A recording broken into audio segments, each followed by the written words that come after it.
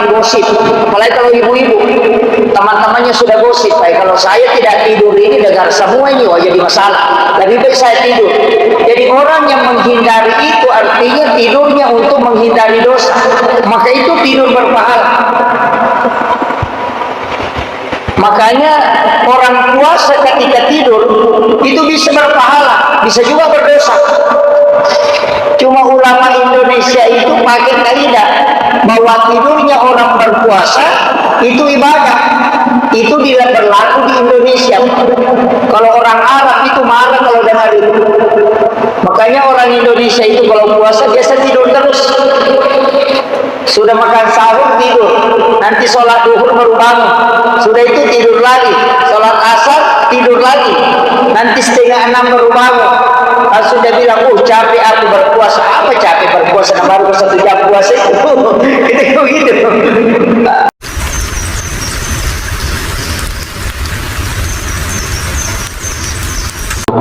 Warahmatullahi wabarakatuh.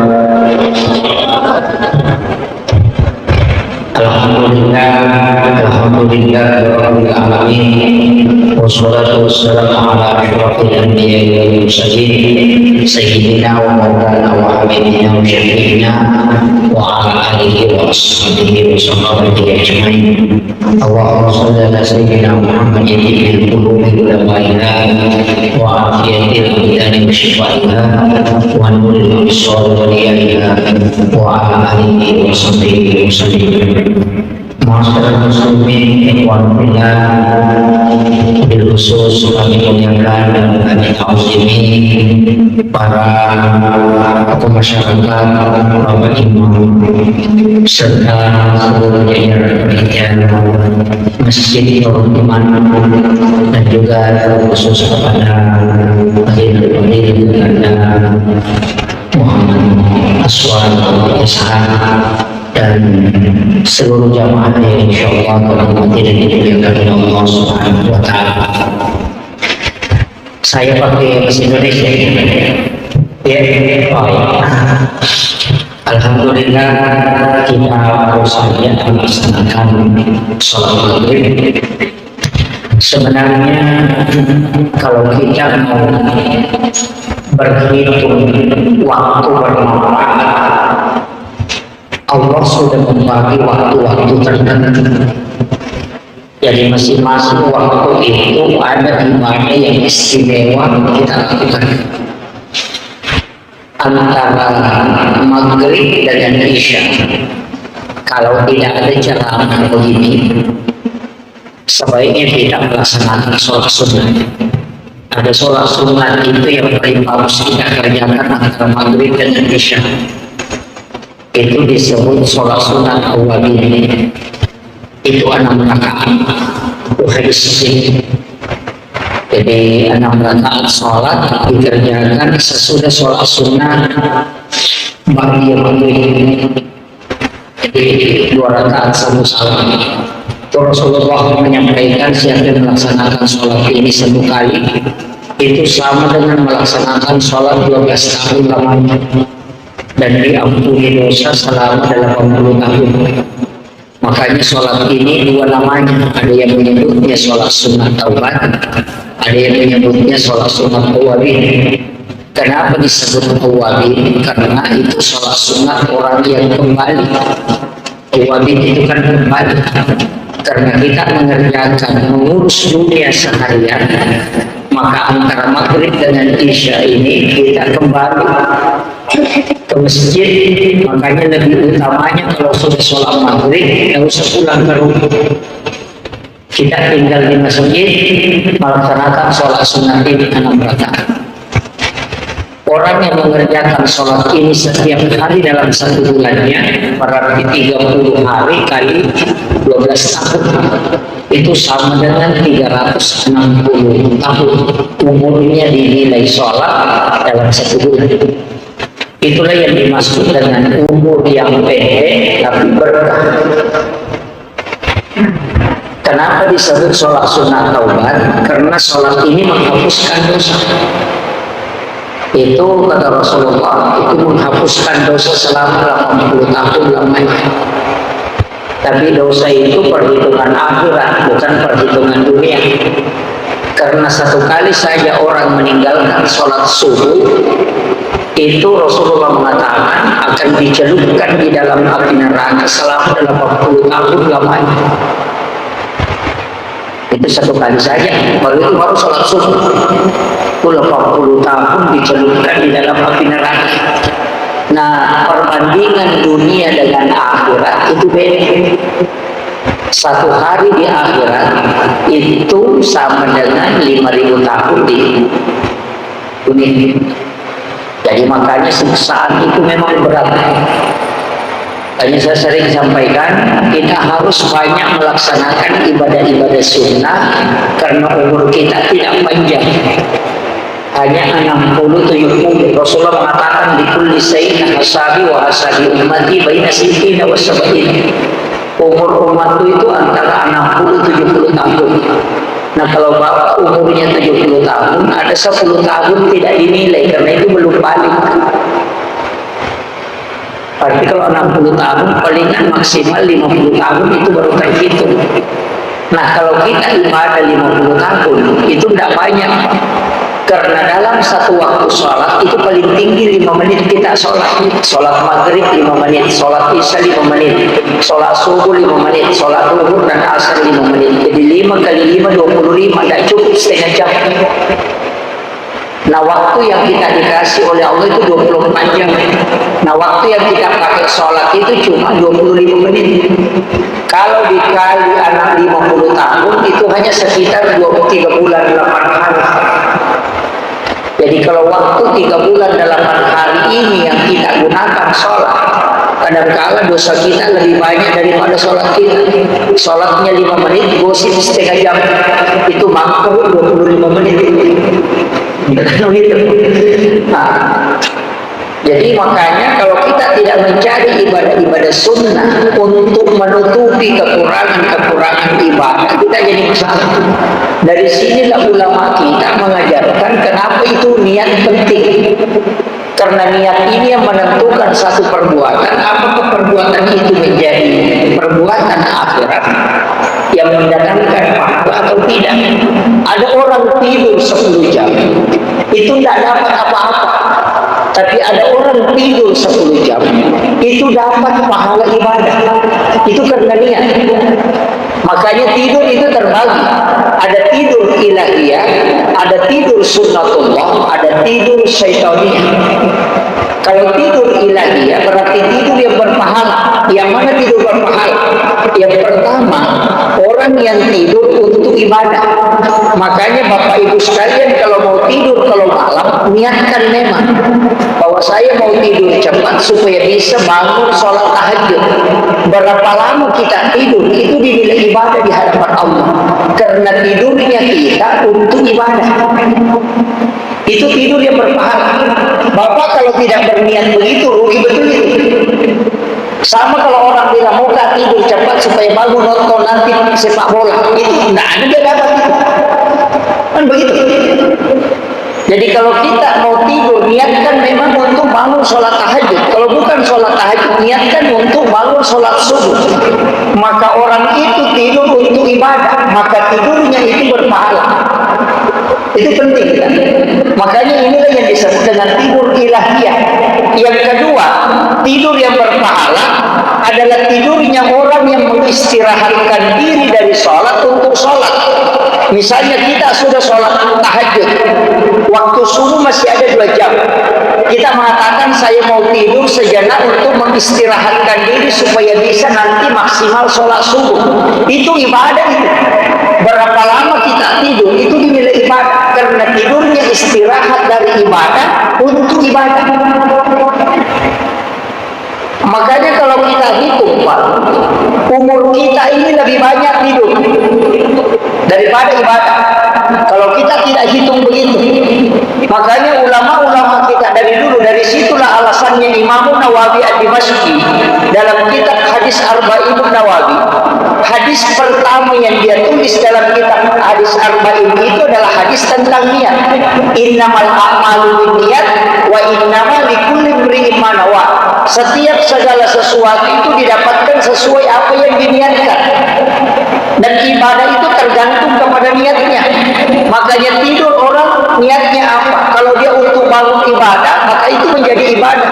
Karena Allah mengatakan hambaku tidur untuk beribadah kepadaku. Maka sejak itu dia sudah mendapatkan pahala ibadah. Tapi kalau kita tidak niatkan, ya tidur saja, tidak dapat apa-apa. Nah, tidur yang ketiga yang berpahala adalah tidur menghindari dosa. Tarkul haram istilahnya. Makanya ulama kita mengatakan an-naumu tarkul haram, tidur itu meninggalkan dosa. Misalnya, kalau saya tidak tidur ini, saya bisa melakukan dosa. Misalnya saya bisa nonton, saya bisa dengarkan orang gosip. Apalagi kalau ibu-ibu, teman-temannya sudah gosip. Kalau saya tidak tidur ini, dengar semua ini, wah jadi masalah. Lebih baik saya tidur. Jadi orang yang menghindari itu artinya tidurnya untuk menghindari dosa. Maka itu tidur berpahala. Makanya orang puasa ketika tidur itu bisa berpahala, bisa juga berdosa. Cuma ulama Indonesia itu pakai kaidah bahwa tidurnya orang berpuasa itu ibadah. Itu tidak berlaku di Indonesia. Kalau orang Arab itu marah kalau dengar itu. Makanya orang Indonesia itu kalau puasa biasa tidur terus. Sudah makan sahur tidur, nanti sholat duhur baru bangun. Sudah itu tidur lagi, sholat asar tidur lagi, nanti 5:30 baru bangun. Sudah bilang, capek aku berpuasa. Apa capek berpuasa? Baru 1 jam puasa itu. Itu gitu. Padahal puasa itu ya tapi tidak masalah karena orang itu tidak banyak dosanya. Walaupun nanti pahalanya juga tidak banyak. Kan begitu. Nah, sekarang di kita ini kan tinggal mencari tujuannya untuk apa. Semua ibadah begitu, tergantung pada niat. Semua ibadah begitu. Makanya sholat, puasa, zakat, itu semua niat itu menjadi kunci. Nah, dari sinilah ulama Syafi'i yang mazhab Syafi'i itu menjadikan niat itu sebagai hal pokok dalam setiap ibadah. Setiap mau sholat itu harus niat. Dan niat itu ada dua. Ada niat yang dilapaskan, ada niat yang tidak dilapaskan. Kalau niat yang dilapaskan disebut at-talaffuz bin niyah. Kapan? Sebelum takbir. Di saat kita sudah berdiri, di situ kita berniat. Nanti selesai niat baru takbir. Itu pakai at-talaffuz bin niyah. Tapi yang kedua, itu boleh tidak dilapaskan, tapi dimasukkan dalam lapas takbir. Ketika kita sudah mengangkat tangan mengatakan Allah, di saat mengatakan Allah, di situ kita berniat dalam hati. Itu yang paling utama kalau menurut mazhab Syafi'i. Jadi tidak dilapaskan, tapi ketika mengatakan Allah, di situ kita berniat. Cuma untuk orang yang sudah lancar. Tapi kalau tidak lancar jadi masalah, karena nanti takbirnya terlalu panjang. Allah, karena baru mengatur. Nah, orang yang tidak begitu, yang was-was, lebih baik berniat sebelum takbir. Makanya Imam Syafi'i itu mengatakan niat itu dihadirkan di saat berdiri mau sholat, bukan di rumah. Ada juga orang di rumahnya berniat, nanti langsung tiba di masjid langsung Allahu Akbar, tidak berniat lagi karena sudah berniat di rumahnya. Itu pakai pendapatnya Imam Malik. Tapi Imam Malik itu kalau dari rumahnya sudah berwudu, tidak berwudu di masjid, berwudu di rumahnya. Jalan ke masjid itu tidak pernah melihat ke depan, itu selalu tunduk dan menjaga si kirinya tidak lepas. Nanti langsung di masjid langsung mengangkat karena sudah terkoneksi memang di rumahnya dan sudah disolat sunnah di sana. Kita berniat di rumah, habis 3 batang rokok langsung takbir. Oh, nggak bisa. Harus tahu fikihnya. Makanya Imam Syafi'i itu menjadikan niat itu sebagai rukun. Nggak bisa, harus itu. Kenapa? Karena niat itu memisahkan 5. Yang pertama, yang membedakan sholat sunnah dengan sholat fardu itu niatnya. Yang membedakan sholat pada waktunya dan bukan waktunya itu juga niat. Kalau waktunya adaan, kalau bukan waktunya qadaan. Kan itu bedanya. Kalau kita sholat duhur di waktu asar, tidak boleh mengatakan adaan, tapi kita mengatakan qadaan karena bukan di waktunya. Di mana bisa dibedakan? Itu di niat. Kalau kita tidak berniat, bagaimana bisa membedakan? Itu kan masalah. Makanya kalau kita sholat maghrib sudah masuk isya, usolli pada sholat maghrib salah rakaat mustaqbilal qiblati qadaan lillahi ta'ala. Kalau sholat maghrib pada waktunya, kita mengatakan adaan lillahi ta'ala. Itu bedanya. Kalau qadaan bukan waktunya, kalau adaan pada waktunya.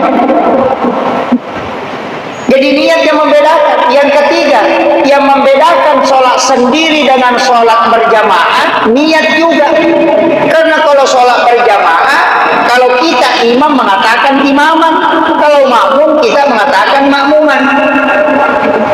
Yang bisa membedakan itu cuma niat.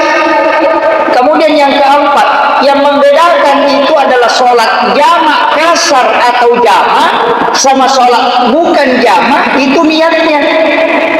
Jadi orang yang mengatakan niat itu tidak penting, itu tidak bisa diterima. Karena sholat itu tidak bisa jelas kalau tidak ada niat. Nah, di situ kuncinya. Makanya ulama dari dulu sudah mengatakan, cuma ada sekarang orang itu selalu protes. Niat itu tidak usah, cukup dalam hati. Langsung tiba masjid Allahu Akbar. Itu orang tidak belajar fikih itu. Ini yang bahaya sekarang. Ada juga justru melarang pakai maskap. Tidak usah pakai maskap, langsung saja pakai, kembali kepada Al-Quran dan hadis. Pakai Al-Quran dan sunnah. Kita cukup pakai Al-Quran dan hadis. Tidak usah pakai maskap, pakai saja Bukhari Muslim. Orang itu kan tidak tahu sejarah. Imam Bukhari dan Imam Muslim itu bermazhab Syafi'i. Jadi Imam Bukhari, Imam Muslim itu mazhabnya Syafi'i. Imam Bukhari meriwayatkan hadis itu kurang lebih 8.000 hadis. Imam Muslim meriwayatkan hadis itu kurang lebih 9.000 hadis. Ketika digabungkan dua ini ulama itu 108.000 hadis. Bukhari Muslim. Tapi ulama ini tidak mengeluarkan fatwa karena dia muhandisin, bukan ulama fikih, bukan mujtahid. Jadi kalau kita ambil analogi, Imam Bukhari, Imam Muslim itu apoteker, sedangkan Imam Syafi'i itu dokter. Nah, orang bisa berfatwa itu Pak kalau hafal 600.000 hadis Nabi. Nanti 600.000 itu menurut Abu Hanifah. Jadi orang bisa mengeluarkan fatwa ketika dia sudah mengetahui menguasai 600.000 hadis Nabi. Nah, Imam Bukhari cuma 8.000, 7.000 lebih. Imam Muslim 8.000 lebih. Kalau digabung hanya 100.000 lebih. Nah, 600.000 hadis baru bisa berfatwa. Makanya tidak ada fatwanya Imam Bukhari sama Imam Muslim, karena dia ulama muhandisin, bukan ulama fikih. Yang punya fatwa itu ulama fikih, Imam Syafi'i, Imam Malik, Abu Hanifah dan Ahmad bin Hanbal. Abu Hanifah itu lahir di Irak, ulama pertama. Dia lahir di Irak, namanya Saddam Hussein. Tahun berapa? Tahun 80 Hijrah, 70 tahun meninggalnya Nabi, baru dia lahir. Dan belum ada kitab hadis, belum ada. Yang ada baru Al-Quran yang dibukukan. Hadis belum dibukukan. Karena yang pertama menulis kitab hadis itu Imam Malik. Itulah yang disebut kitab Al-Muwatta Malik, kitab hadis. Belum ada Bukhari Muslim, itu belakangan. Kitab hadis pertama itu kitab Imam Malik, namanya Al-Muwatta. Ini kitab hadis. Kenapa Al-Muwatta? Karena diberikan kepada ulama untuk diteliti, kemudian diakui oleh para ulama di masa itu, makanya disebut Muwatta. Kitab ini ditulis Imam Malik 30 tahun lebih. Ada yang mengatakan 38 tahun, ada yang mengatakan 40 tahun. 30 tahun lebih dia tulis. Tapi hadisnya dia tidak hafal. Imam Syafi'i mempelajari kitab Al-Muwatta Malik 9 hari. Dia sudah hafal. Saking cerdasnya Imam Syafi'i. Dari Imam Syafi'i itu baca kitab Al-Muwatta 9 hari saja dia sudah hafal di luar kepala. Imam Malik menulis kitab ini 30 tahun lebih dia tidak hafal. Coba. Makanya ketika Imam Syafi'i mau belajar sama Imam Malik, padahal dia sudah jadi ulama, tapi datang ke Imam Malik untuk minta nasihat, mau berdiskusi, menjadi murid. Imam Malik mengatakan, ada kitab yang saya tulis, pelajari dulu. Imam Syafi'i bilang, saya sudah hafal. Kaget dia. Kok bisa hafal? Bahkan saya pernah baca riwayat Imam Syafi'i itu dalam perjalanan baca kitab Imam Malik sampai khatam. Dan kecerdasannya Imam Syafi'i, Pak, kalau membaca dia buka kitab begini, itu dia tutup di sebelah. Kalau dia baca sebelah kanan, dia tutup sebelah kiri. Karena kapan matanya menyeberang ke kiri, dia juga hafal itu yang di sebelah. Karena otaknya itu cuma men-scan. Jadi kalau dia sudah lihat satu kali, itu dia sudah hafal. Itu kecerdasan Imam Syafi'i. Makanya kalau dia membaca, dia tutup sebelah. Jadi kalau dia buka kitab begini, dia pakai kain, dia tutup atau kertas supaya tidak kelihatan itu yang di sebelahnya. Karena kapan dia baca ini kemudian menyeberang matanya, dia hafal juga yang di sebelahnya.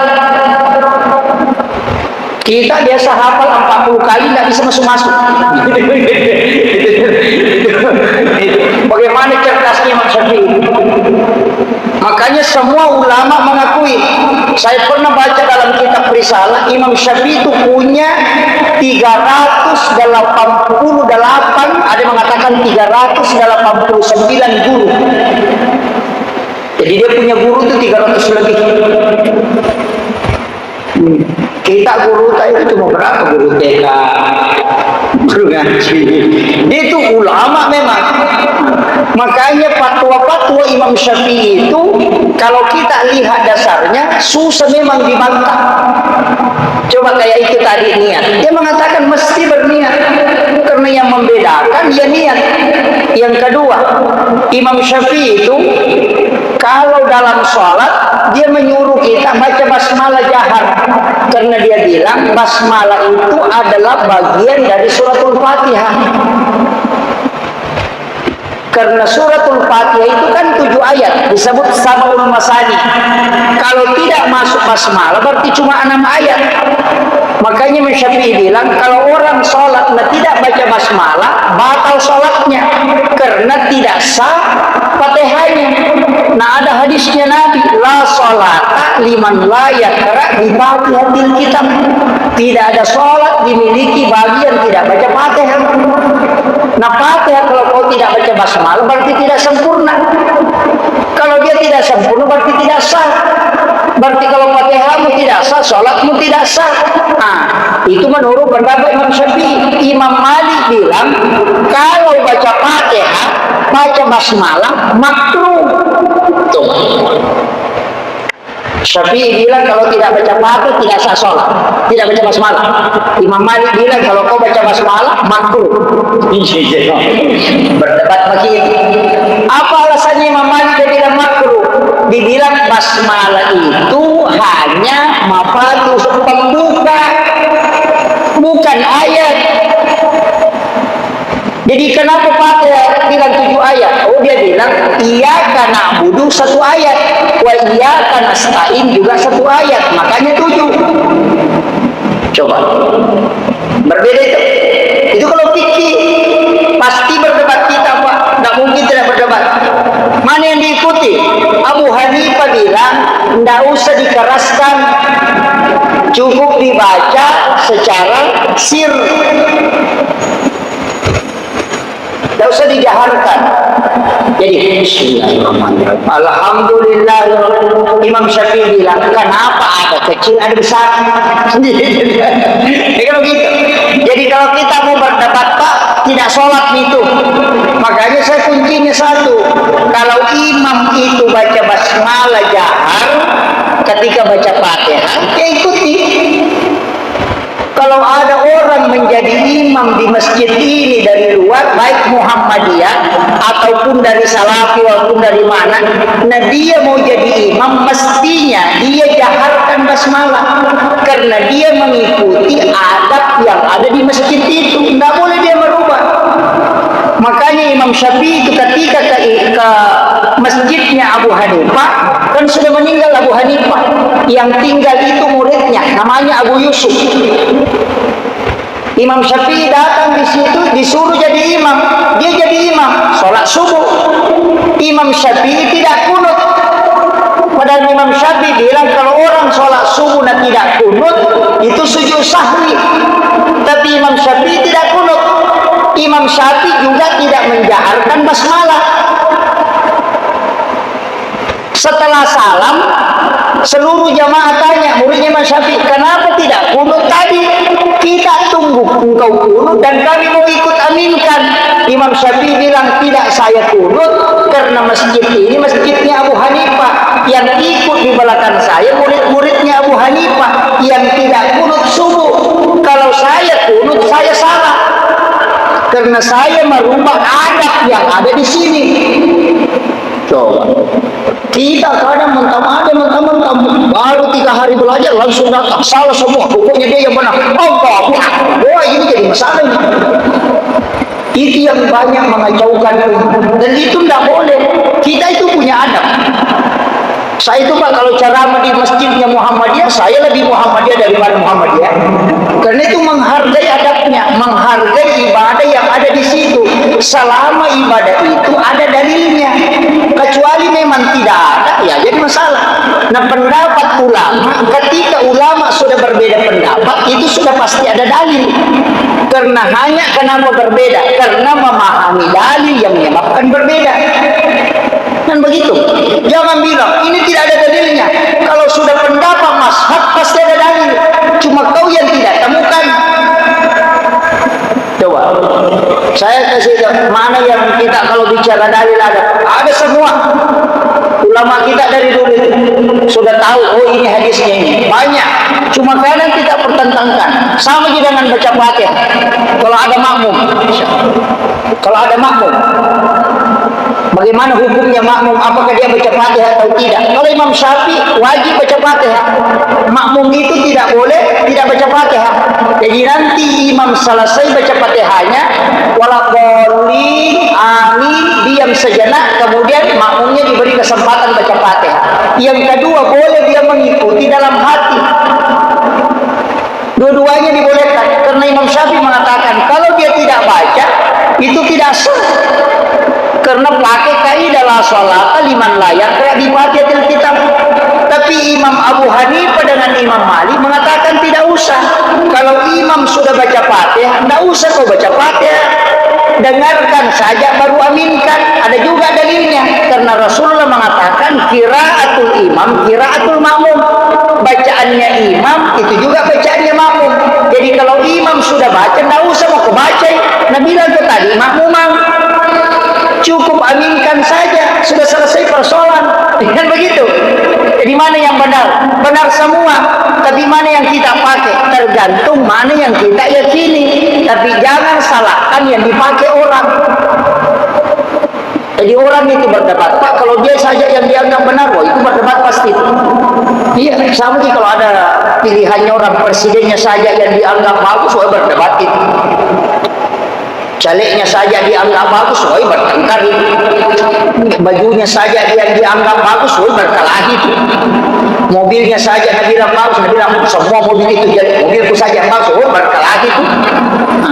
Tapi kalau bilang ini bagus, makanya pendapat Imam Syafi'i cocok dipakai di Indonesia. Kenapa? Karena medannya kondisinya pas, tapi susah dipakai di Mekah. Termasuk Imam Syafi'i, sentuhan kulit laki-laki perempuan tanpa pelapis itu batal wudu, mutlak batal.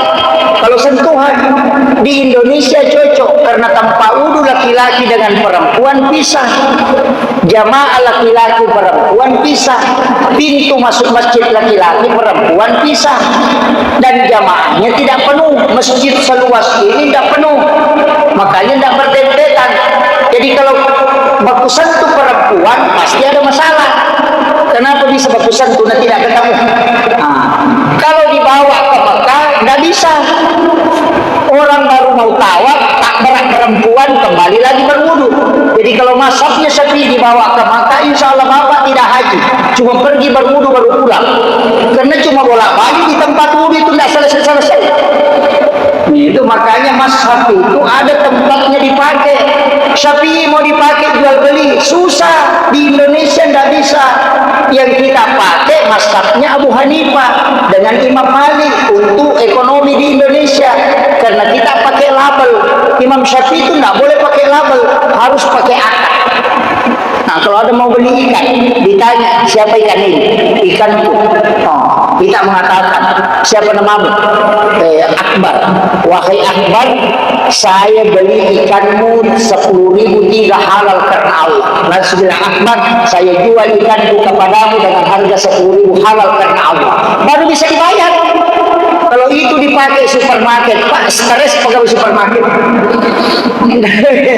Nggak bisa, karena dia harus pakai akad. Makanya akad nikah itu pakai Syafi'i. Akad nikah kita di Indonesia itu kan pakai Imam Syafi'i. Saya nikahkan dan kawinkan engkau ini binti ini dengan mahar seperangkat salat dibayar tunai karena Allah. Lalu dia mengatakan, saya terima nikahnya ini binti. Itu kan Syafi'i. Kalau Imam Abu Hanifah itu tidak usah diulang. Kalau dia sudah mengatakan, saya nikahkan dan kawinkan engkau ini binti ini dengan mahar 1 cincin emas halal karena Allah. Langsung bilang, saya terima apa yang disampaikan tadi Pak Imam. Selesai. Tidak usah diulang. Nah, sudah kita bilang. Jadi kita coba. Jadi agama itu begitu. Kalau fikih pasti begitu. Jadi kalau ada orang tidak mau berbeda, berarti dia tidak pelajari fikih. Karena fikih itu luas. Sama tidak dengan sholat begini, Pak. Kalau kita sholat berjamaah, kalau berdua di sebelah kanannya baru mundur sedikit 1 jengkal. Kalau dia berdiri lurus di depan kita, di samping kita yang imam maju. Atau kita sholat sendiri, baru ada orang datang jadi makmum. Ada ulama itu yang tidak boleh menyentuh, bilang tidak boleh. Jadi kalau kita, ada kan orang begitu, kalau mau ikut sama orang di depannya sholat, dia sentuh dulu baru takbir. Oh, itu tidak boleh. Dia mengharamkan orang sholat disentuh oleh orang tidak sholat. Tidak boleh. Jadi mesti takbir dulu baru sentuh kalau mau disentuh. Makanya ada ulama mengatakan jangan disentuh, cukup pakai isyarat berdehem. Kalau mau ikut berdiri di belakangnya bilang itu isyarat bahwa saya ada di belakangmu mau ikut. Tidak usah disentuh. Ada mengatakan tidak disentuh supaya ada isyarat. Kalau dia mengangkat bahu kanan berarti dia sholat fardu. Kalau dia mengangkat bahu kiri berarti dia sholat sunat. Itu isyaratnya. Makanya kalau ada orang berdiri sholat kita mau ikut, pegang punggungnya, tapi jangan keras-keras. Nanti dia kaget. Jadi cukup diletakkan tangan begini. Kalau dia mengangkat bahu kanan, berarti dia sholat fardu, silakan ikut. Tapi kalau dia mengangkat bahu kirinya, berarti dia sholat sunnah. Itu kode. Tapi ada juga orang tidak tahu, sudah dipegang begini tidak goyang-goyang. Makanya fikih itu kadang susah Pak diterapkan di mana-mana, karena itu juga berkaitan ilmu. Makanya kalau ngaji ya belajar agama saja Pak terus, bikin pengajian tidak apa-apa. Yang menjadi masalah itu kalau kita menganggap cuma satu yang benar. Allah itu seakan-akan bilang begini, 10 itu berapa? Imam Malik bilang kalau 10 itu 5 tambah 5. Imam Syafi'i bilang kalau 10 3 tambah 7. Abu Hanifah bilang tidak, kalau 10 itu 6 tambah 4. Datang Ahmad bin Hanbal, kalau 10 itu 8 tambah 2, cocok semua ji, cuma jalannya yang beda. Jadi yang penting sudah ada dalil, silakan pakai, silakan pilih. Cuma tidak boleh menggabungkan mazhab mentaltik itu dengan alasan memudahkan agama. Karena parah itu Pak, karena ada ulama tidak menjadikan rukun itu wali, saksi. Yang penting ada wali, karena wali itu bisa jadi saksi. Wali kan bisa jadi saksi toh. Bapak kita, bapaknya perempuan, ketemu, itu bisa jadi saksi itu sekaligus wali. Jadi biar tidak pakai saksi, yang penting ada wali. Ada yang bilang biar tidak pakai wali, yang penting ada saksi. Karena yang paling utama ada yang menyaksikan. Ada juga yang bilang yang penting bisa tidak pakai mahar, biar nggak ada mahar, yang penting perempuan mengizinkan. Nah kalau mau digabung ini nikah koboi, tidak ada saksi, tidak ada wali, tidak ada mahar, wah itu masalah itu tidak boleh. Jadi ini makanya ulama kita dari dulu itu mengatakan tidak boleh digabung-gabung. Walaupun nanti kalau dalam sholat ada beberapa yang kita gabung. Saya sendiri Pak, terus terang, tidak ada orang yang sholat syafi'i mutlak. Nah, mulai dari mengangkat tangan itu pada sudah berubah, takbirnya kemudian bersedekah. Kalau Imam Syafi'i kan lari begini, ini agak sedikit ke kiri, ada yang di tengah di sini, ada begitu, itu kan bermacam-macam. Ada yang mengangkat sejajar, itu semua fikih. Kenapa beda-beda? Ada semua hadisnya. Nabi mengatakan, sahabat mengatakan, saya melihat Nabi sholat mengangkat kedua tangannya itu sejajar dengan telinganya, makanya dia sejajarkan telinga. Ada yang mengatakan sejajar dengan bahunya, nah, itu jadi masalah. Kalau di sini kan sejajar juga dengan bahu ke atas tuh, di sini sejajar juga bahu ke depan. Yang mana dimaksud sejajar? Jadi masalah. Makanya ada yang ke sini, ada yang di sini. Tapi ada juga hadis mengatakan wanita kalau mengangkat tangannya sejajarkan bahu dengan ujung jari. Berarti di sini. Kalau wanita supaya tidak terangkat ini. Karena kapan tertarik bajunya, talkumnya, kelihatan pergelangannya, batal sholatnya. Karena wanita itu auratnya itu termasuk talkumnya wanita Pak, hati-hati. Kalau pakai talkum, pakai itu yang ada karet di sininya. Ya talkum sekarang kan jadi masalah, itu ditarik ke belakang. Nah leher wanita ini aurat. Kalau dia kelihatan, mutlak batal sholatnya. Karena syarat sahnya sholat menutup aurat. Jadi kapan kelihatan batal. Sama rambut wanita itu aurat. Biar satu lembar kelihatan itu batal. Makanya ada talkum itu yang ada lubang-lubangnya di sini. Nah ini rambutnya kayak antena begini. Wah itu masalah itu. Tidak ada di sini. Iya, tidak boleh. Kalau laki-laki rambutnya bukan aurat, kelihatan semua tidak masalah. Cuma kenapa kita pakai songkok supaya rambut ini tidak jatuh ke jidat? Karena menurut mazhab Syafi'i 3 lembar saja ada di menghalangi jidat itu mutlak menjadi makruh ketika kita sujud karena menghalangi sujud. Makanya pakai songkok. Ada juga orang mentang-mentang baru belajar agama langsung bilang, siapa yang sholat tidak pakai songkok, makruh sholatnya. Nah, itu bukan hadisnya Nabi, itu hadisnya penjual songkok.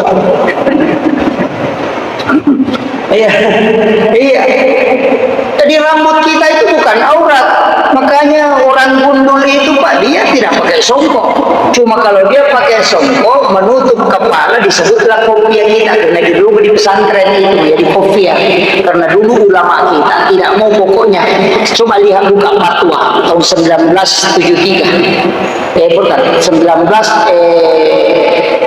1942 sampai 1953 itu fatwanya pakai sepatu dan pakai celana itu bid'ah. Makanya orang yang pakai celana panjang itu dianggap tasyabbuh. Pakai sepatu itu dianggap tasyabbuh karena mengikuti Belanda. Karena Belanda itu pakai sepatu. Nah, Belanda itu kan orang kafir. Dia bilang itu mengikuti orang kafir. Makanya tidak boleh pakai sepatu. Kalau fatwa itu berlaku sekarang, Pak, semua ulama sudah tidak. Karena sudah start sekarang sudah pakai sepatu.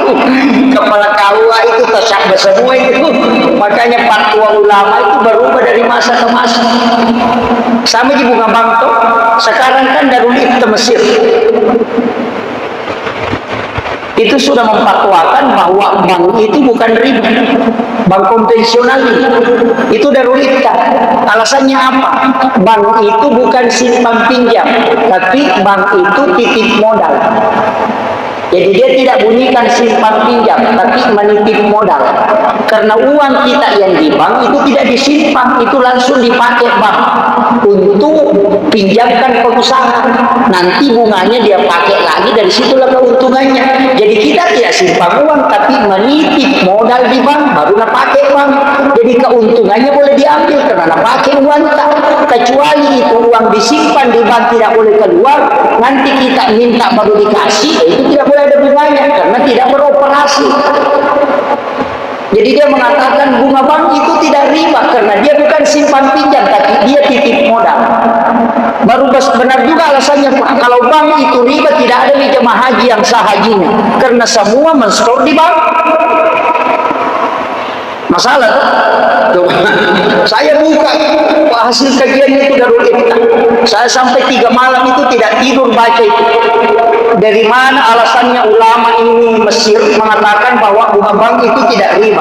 Oh, ternyata kesimpulan terakhirnya bahwa dana di bank itu bukan simpan pinjam, tapi titip modal. Dititip karena pakai gayanya gitu, bang Pak jaga security, tidak ada uang di situ. Gaya gitu, security di situ tapi jaga, tidak ada uang di situ. Coba kita kasih masuk uang, itu langsung keluar itu. Makanya kalau bapak mau ambil uang di bank 300 juta, kalau ada uang tak 1 miliar di bank, coba pergi ke bank ambil uang 300 juta, jangan kasih tahu pegawainya, langsung datang saja mau ambil, langsung bilang itu, wah mohon maaf Pak, sudah melapor kemarin kan? Kenapa melapor? Nah, uang kamu diambil karena memang tidak ada, baru nak kumpul, nak cari cukup 300 baru nak kasih, karena tidak ada uang di situ Pak. Kan keluar. Makanya kalau orang pinjam uang, kalau ada orang store uang, ada orang pinjam pengusaha pinjam bikinkan usaha, baru berpenghasilan. Nah itu penghasilannya itu menjadi bunga, mengelola kan begitu. Dulu itu tidak boleh ditambah kalau ngutang karena yang ngutang orang miskin dan utangnya untuk dia makan. Nah sekarang bukan orang miskin yang ngutang di bank, orang kaya. Karena dia ngutang untuk buat usaha, bukan untuk makan. Coba. Itu alasannya Darul Ifta Mesir sehingga dia tidak mengatakan riba. Tapi kalau saya selama tidak ngutang di bank, jangan memang supaya tidak pusing. Karena susah itu kalau ada utang, tidak mau tidur mati. Apalagi kalau dibayar tanggal 10, sudah tanggal 8, stres sih. Kalau sudah bayar itu stres lagi, tidak bilang ada mau dibayarkan lagi bulan depan, orang stres terus itu. Makanya ibu-ibu jangan selalu bikin kredit. Sekarang orang senang sekali mah kredit, kasurnya diseredit, terus pribadinya di kredit, semua kredit, semua bikin arisan. Itu jadi masalah. Makanya ada yang mengharamkan arisan. Kalau saya masih belum mengharamkan. Ada yang mengharamkan arisan itu karena arisan itu kan sebenarnya utang. Kan utang. Kalau bapak ngarisan 10 orang, kemudian di lot kita naik, kita ambil uang. Sebenarnya itu kita berutang sama 9 orang. Kan begitu. Arisan itu utang sebenarnya Pak. Cuma utang yang disepakati. Kan begitu. Iya. Karena dia kan kalau sudah di lot 1 kali, kita yang dapat. Berarti 9 orang ditempati berutang. Begitu. Nah, makanya arisan itu ada yang mengharamkan. Kalau saya belum mengharamkan, tidak sampai mengharamkan kalau arisan. Dan itu masih disepakati. Kecuali yang ditambah di lot pertama bayar 100, nanti lot kedua 110, itu tidak boleh karena itu sudah riba. Gitu. Jadi makanya hati-hati juga mengarisan. Oh, ini sudah masuk isa ya. Di yang terakhir sudah masuk Pak. Mana yang diikuti? Yang bunyi atau yang di belakang? Sama saja. 139, 138 sama saja. Begini. Jadi tadi saya katakan waktu-waktu istimewa itu Pak gunakan. Antara maghrib isya sebaiknya kita sholat. Kalau mau mengaji itu sebelum maghrib, sebelum masuk maghrib mengaji. Nanti sudah maghrib sholat sunnah, itu sholat sunnah awadin. Sudah isya bagusnya kalau mau mengaji.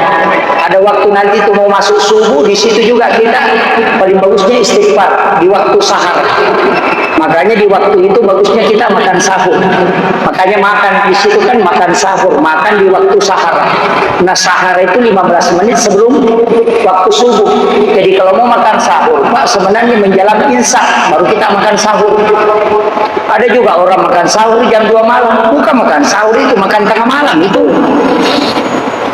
Yang makan sahur itu menjelang subuh, makanya disebut dalam ayat itu wadil azhari hum yastaghfirun, dan di waktu sahara hendaknya kalian beristighfar. Waktu sahara itu sempit sekali, makanya bagusnya kalau kita makan sahur itu menjelang imsak. Jadi 5 menit sebelum imsak sahur mungkin. Tapi Nabi bilang sedikit sekali waktu itu nanti masih mau makan habis waktu. Oh gampang, makan saja jam 2, tapi jangan niatkan sahur, biar 5 piring mau makan tidak apa. Tapi jangan niatkan sahur.